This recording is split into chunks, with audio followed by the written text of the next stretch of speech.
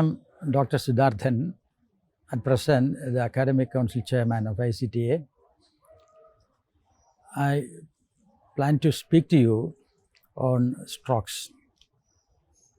Strokes is the very life of transactional analysis. Literally speaking, it is the life, really, even literally it is true. Because if strokes are wanting, if there is any deficiency of strokes, even newborn infants will die in thousands. This was proved after the Second World War in United States of America. Many newborn infants, orphaned infants were brought to the orphanages there, and unaccountably they used to die in hundreds. They were getting air, food, water and all other comfort, but yet they were dying in hundreds. So the government of United States of America appointed a commission to go into this problem. And the commission was actually constituted of one man called Rene Spitz, Dr. Rene Spitz, who was a medical doctor. And after conducting elaborate inquiry about this, he could find that the dying infants had problems with their brain stem.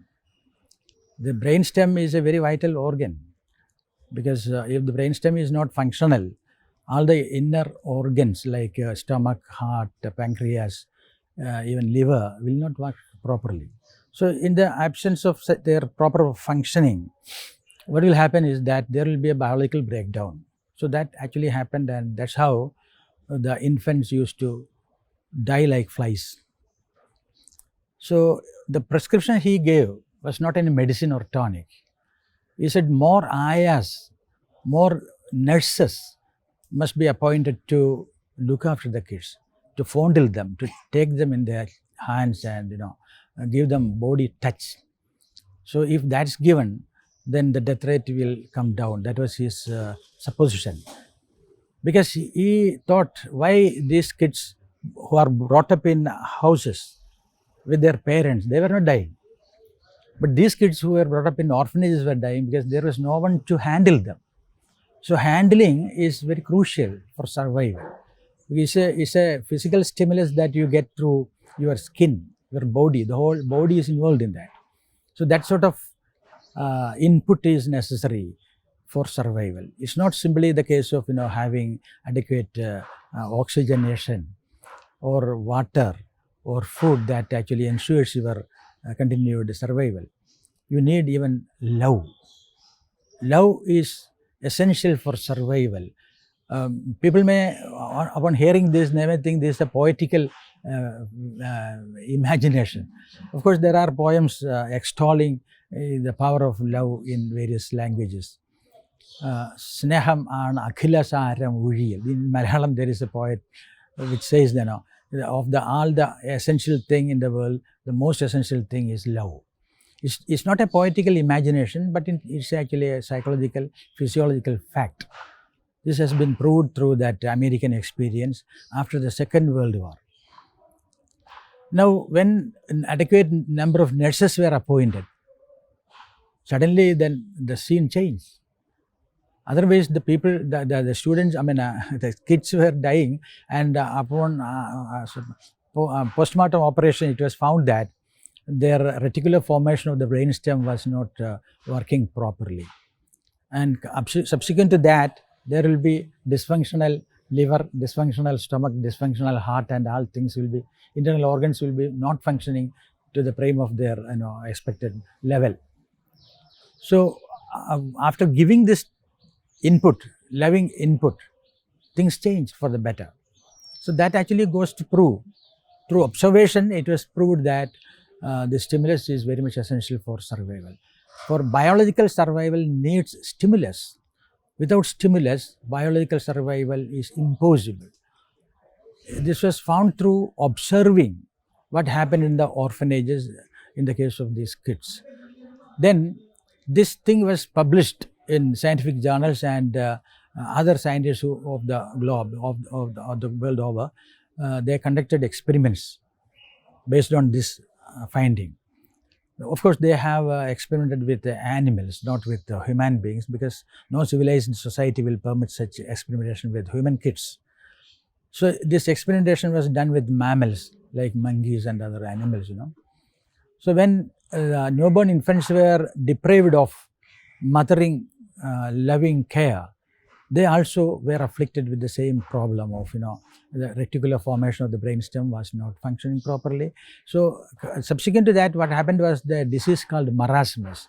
Marasmus signals, whatever you eat, it is not digested properly, no assimilation takes place, and so nourishment is not there, nourishment is wanting, and then you become simply a skeleton. Skin really clothes you. Your skeleton is hidden from view with the help of the skin. There is no flesh. There is no thrill in living. So finally, the child will succumb to death. So that was a condition with the animal experimentation.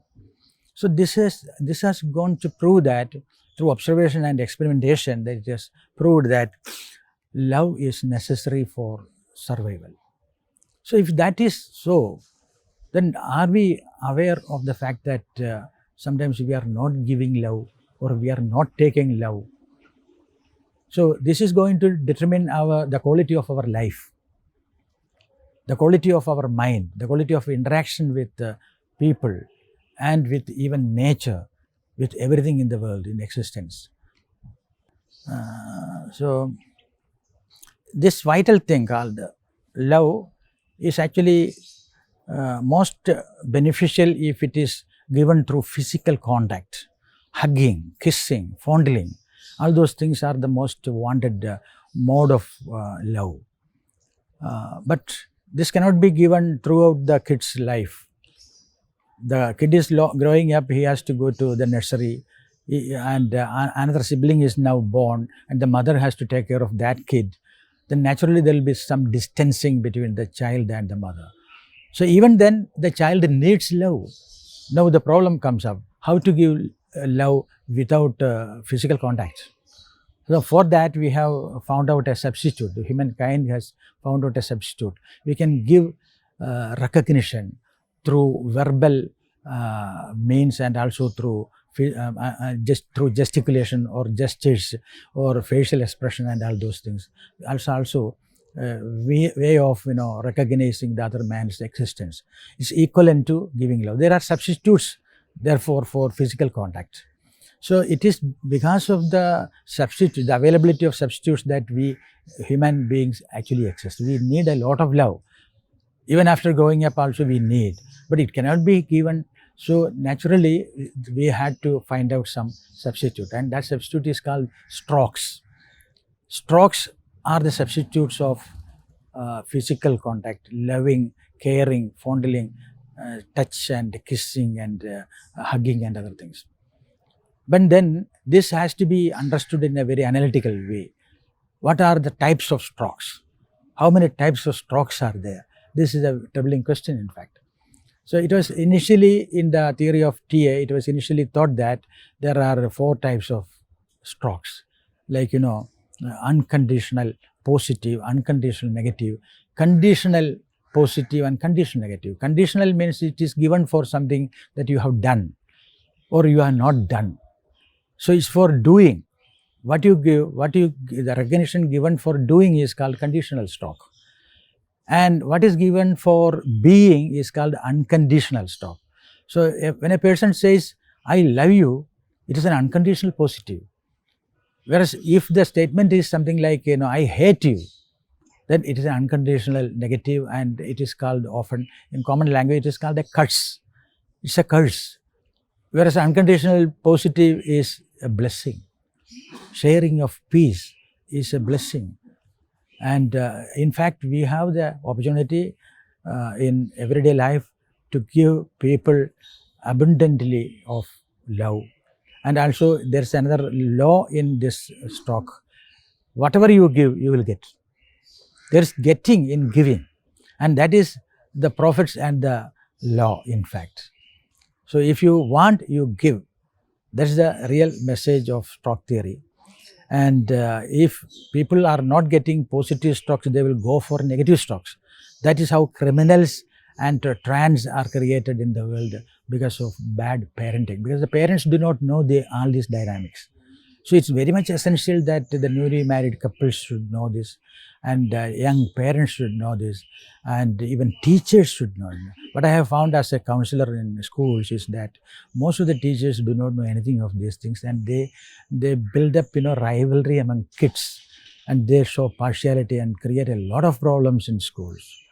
So all these things comes because of their ignorance of stroke. So stroke theory is very much essential for child rearing and also for bringing up children in a proper way, especially for guiding students.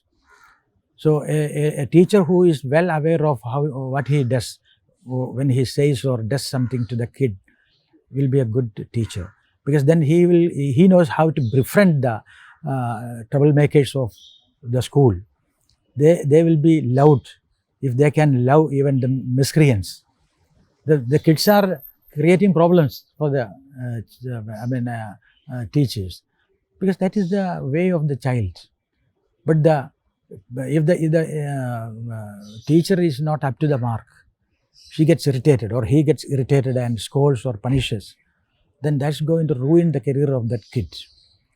So stroke theory is a wonderful theory. Every one of us should really learn and practice.